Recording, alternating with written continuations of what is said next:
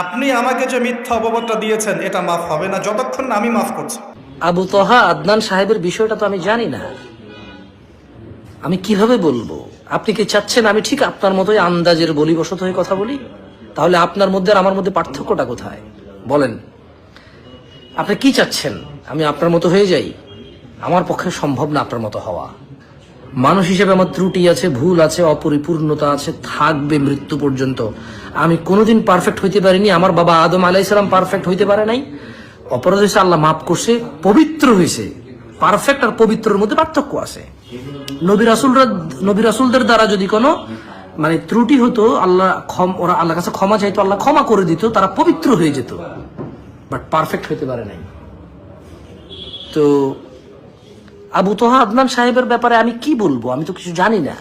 ফেসবুকের পোস্টের উপরে ভিত্তি করে তো আমি কিছু বলতে পারি না। আর ফেসবুকের পোস্ট কখন যে